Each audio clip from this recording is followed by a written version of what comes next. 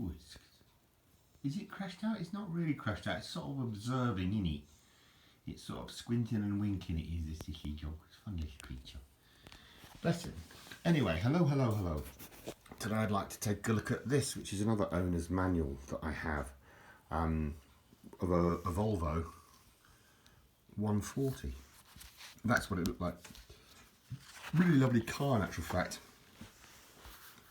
You know, an old one now, obviously from way back in the early 1970s.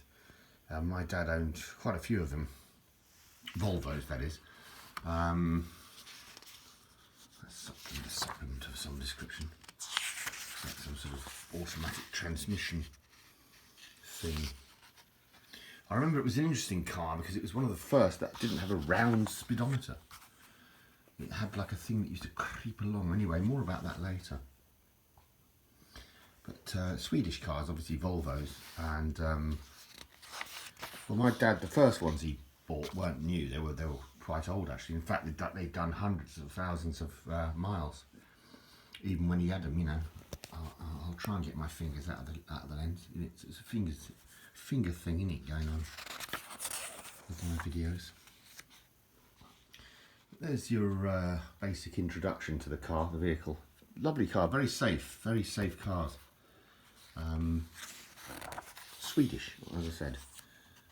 That's the left-hand hook drive version, but you can see the speedometer had a line that used to kind of creep, as you got faster it used to creep across. And I remember these rotary dials very vividly. You know, because as a kid obviously I spent a lot of time standing between the two front seats with my sort of shoulders wedged between them. So a little bit different to the day today. There's the speedometer there. Look. This kind of fang used to kind of creep across as you got faster. A red sort of thing used to come across. Very interesting. But yeah, back in the day there were no safety seat belts, nothing for kids. It was I was just loose in the back of the car, innit? Doing my thing. But, and it wasn't even considered dangerous, to be honest. But lovely cars. Seats had all sorts of different adjustments that were new in those days. Obviously, this firm, soft firm. It's quite funny actually because in the later Volvos they had an automatic seatbelt detector, which is commonplace now, of course. But if you sit on a seat, it says to you, you know, fasten seatbelt, and it flashes a light. Click, click, click, click, click, passes a light. Flashes a light even.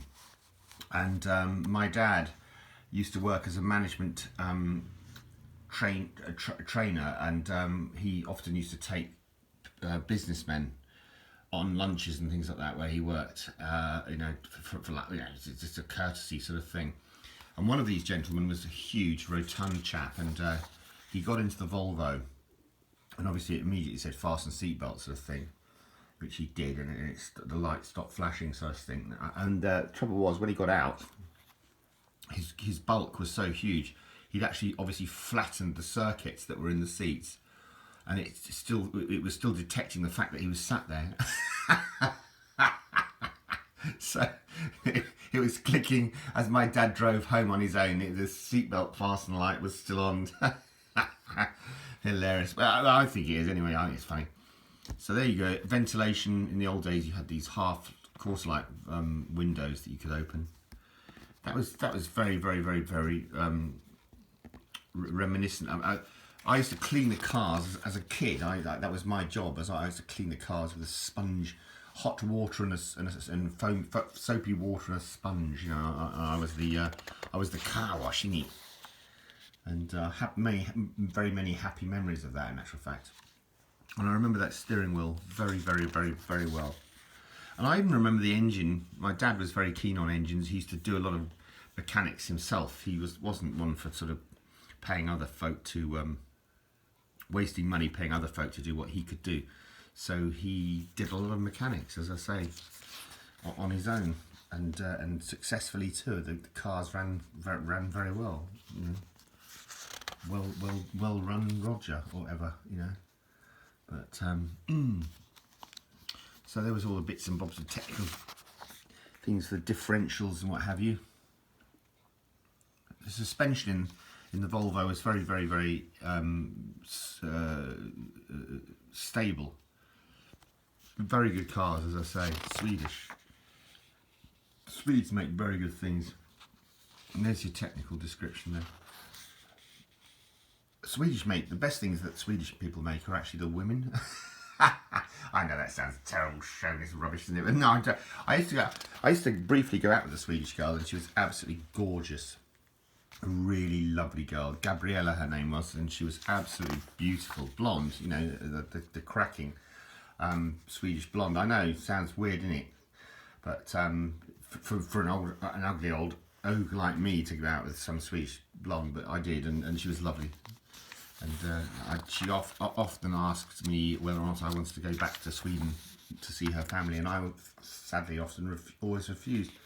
I don't know why I was silly old fool, but and then we split up in it. Oh well.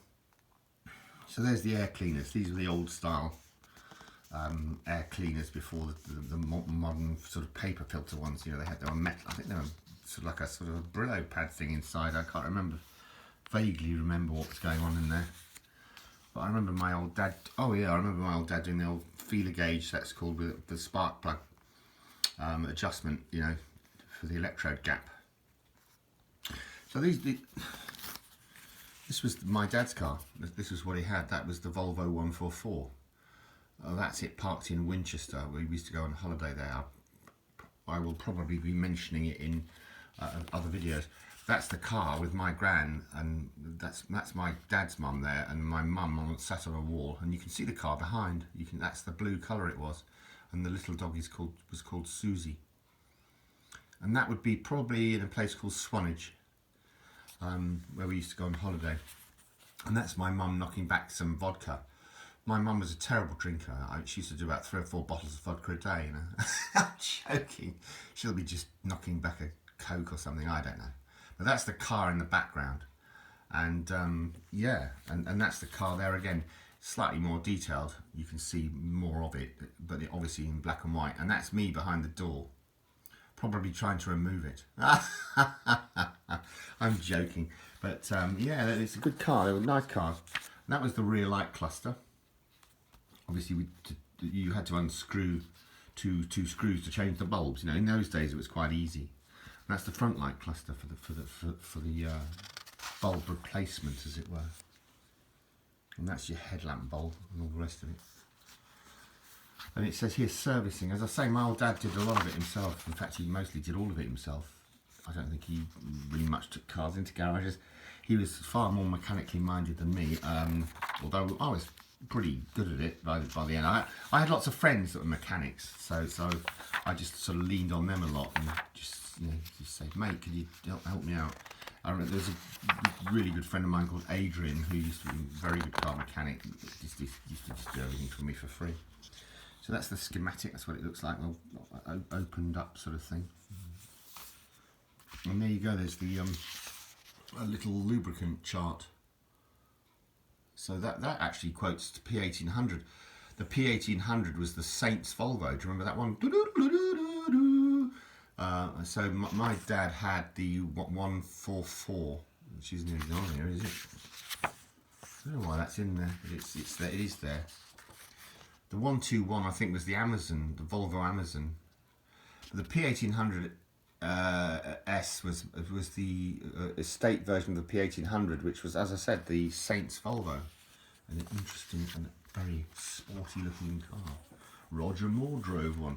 There you go, it's all in Swedish. How fantastic is that? I wish I could speak Swedish, I can't.